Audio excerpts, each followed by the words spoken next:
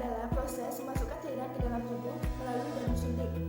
Biasanya injeksi dilakukan dengan tujuan medis tertentu, misal pengobatan atau pencegahan penyakit tertentu. Berikut adalah macam-macam injeksi dan bagaimana cara melakukan injeksi kepada pasien.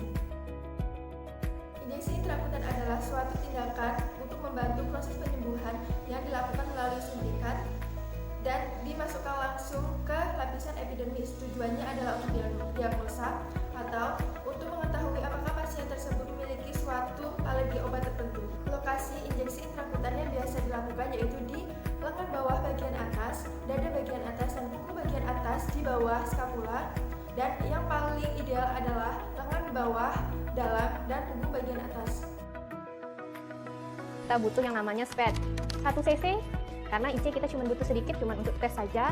IC ini nanti bisa kita gunakan atau bertujuan untuk tes alergi atau bisa juga tes tuberkulan.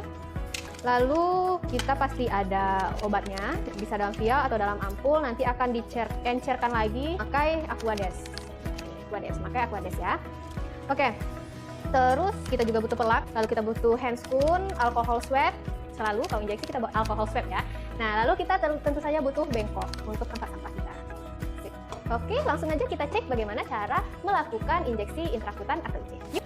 Seperti biasa, sebelum kita melakukan tindakan, kita cek order dokter dulu, kita komunikasikan kepada pasien dulu, kita jelaskan tujuan tindakan kita, apa hasil yang diharapkan, di mana akan kita tusuk, dan apa aja yang akan kita gunakan kepada pasien. Setelah pasien setuju, kita ambil alat, kita cuci tangan dulu, kita ambil alat bawa dekat pasien, lalu kita identifikasi lagi pasien. Nah, kita pilih lokasi penusukannya, kita pilih di area sini yang sedikit pembuluh darahnya ya. Area sini, karena injeksi intrakutan itu kita cuma memasukkan ke dermisnya saja, tidak terkena kapilernya. Injeksi kita pasang handscoon. Nah, ini handscoon kita sudah terpasang. Handscoon sudah terpasang, kita akan membersihkan atau disinfeksi area untuk area penusukannya. Kita disinfeksi berlawanan arah jarum jam dengan melingkar dengan ukuran diameter disinfeksinya itu sekitar 5 cm. Nah, setelah itu kita ambil obat yang telah kita sediakan. Kita akan memasukkan atau melakukan tindakan IC. Di sini sudutnya yang kita gunakan adalah 15 derajat. Nah, kita pilih daerah yang tidak ada perifernya, kita menghadap pasien. Oke, cuman sampai dermis saja teman-teman. Seperti ini. Nah, setelah itu kita masukkan obatnya.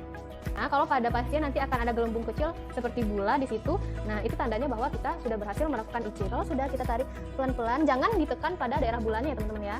Kita cabut pelan-pelan. Nah, setelah itu kita buang spade kita beserta jarumnya ke safety box. Oke, kita buka sarung tangan. Kita bereskan semua peralatan kita sambil terus berkomunikasi dengan pasien ya. Bereskan peralatan, jangan lupa cuci tangan, dan setelah cuci tangan jangan lupa untuk mendokumentasikan setiap tindakan yang kita lakukan. Kita bikin lingkaran di area penusukan. Nah, kita bikin lingkaran dan nanti kita bikin di situ jam berapa kita masukkan obatnya.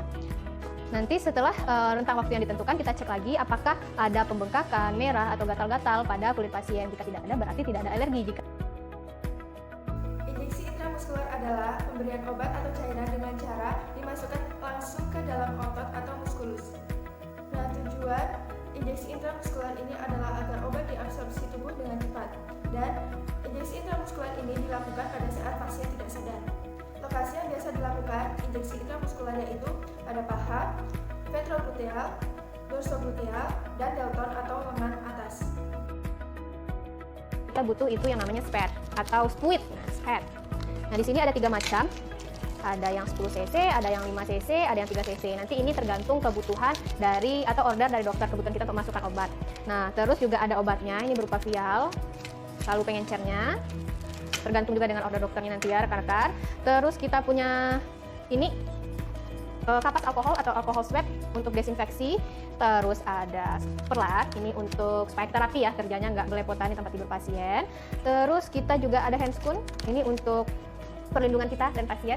Lalu terakhir ada nirbeken. Nirbeken biasa kalau setiap ada tindakan kita pasti bawa nirbeken. Oke, ini yang untuk intramuskular. Langsung aja kita cek cara untuk melakukan injeksi intramuskular.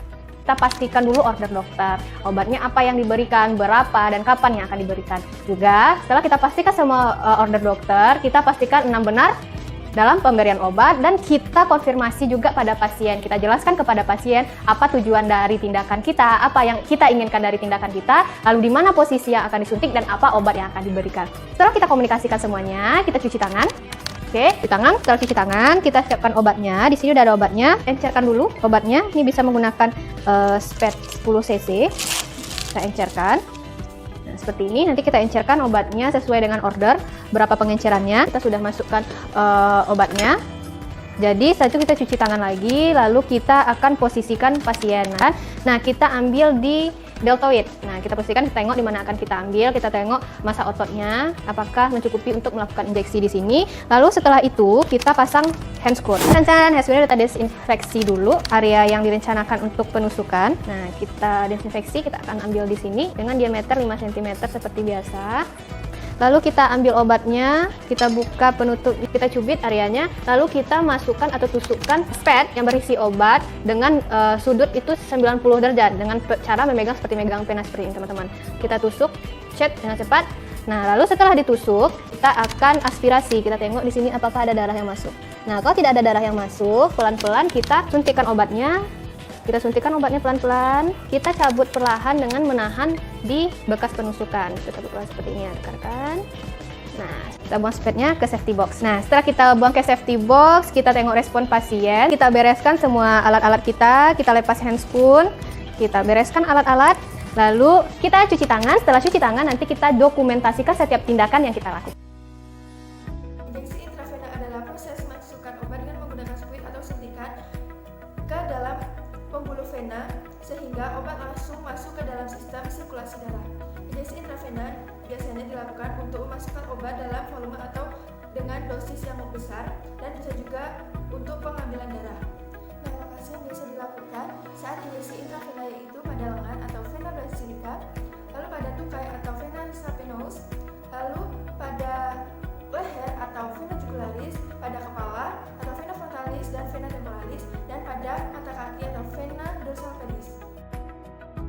Kita butuh yang namanya tourniquet. Nah, ini yang digunakan nanti untuk membendung venanya agar bisa terlihat dengan mudah waktu kita melakukan penusukan.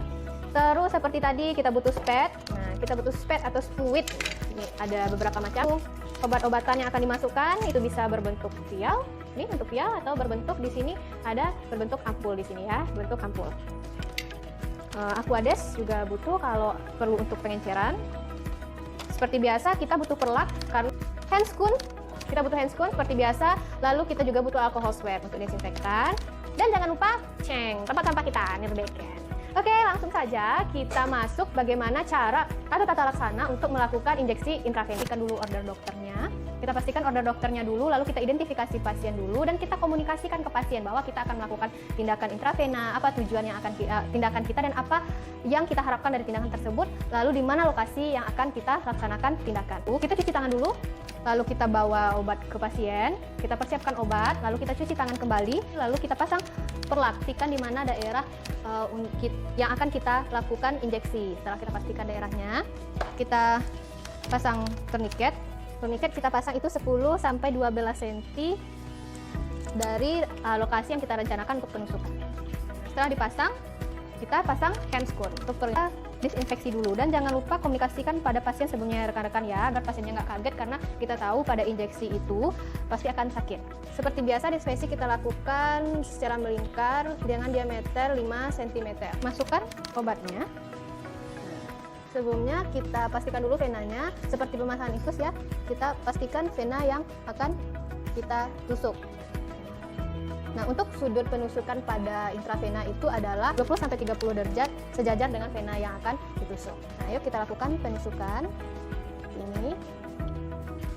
Oke.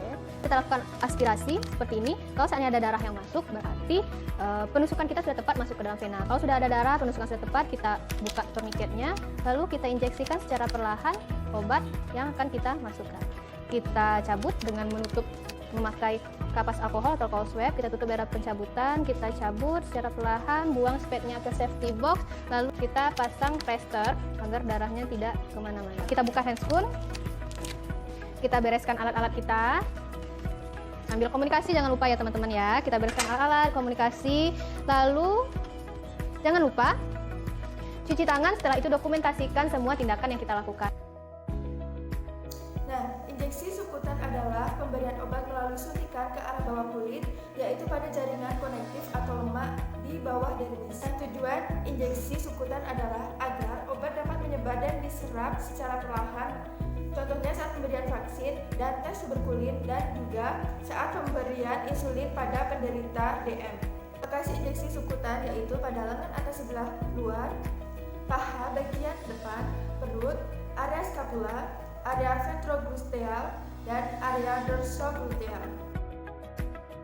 Ini juga kita sediakan spet, bisa spet 3 cc, ini 5 cc atau 3 cc. Lalu tentu saja kita menyiapkan obat-obatannya sesuai dengan orderan dokter.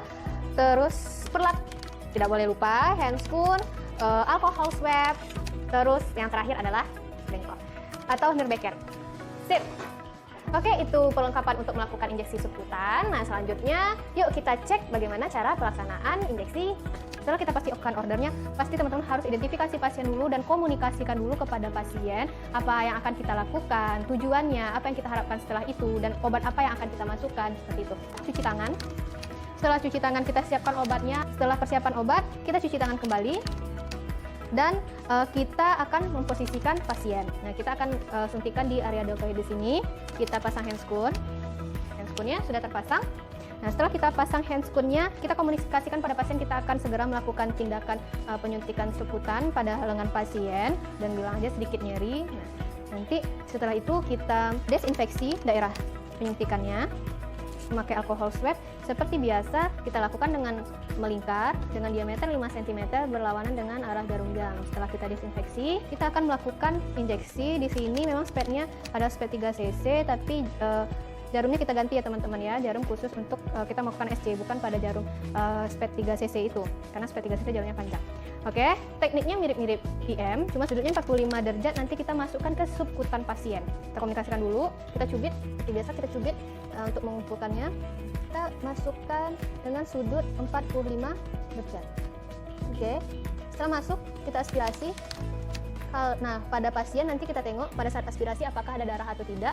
Jika tidak ada darah berarti lokasinya sudah tepat. Lalu kita suntikan secara perlahan. Setelah obatnya habis, kita cabut secara perlahan jarumnya. Kita cabut secara perlahan, kita buang ke safety box. Nah, kita tekan di arah penusukan, itu kita pijat secara lembut. Kita tengok respon pasien, lalu kita buka handscoon. Kita buka handscoon kita bereskan peralatan. Jangan lupa cuci tangan dan dokumentasikan tindakan yang kita lakukan.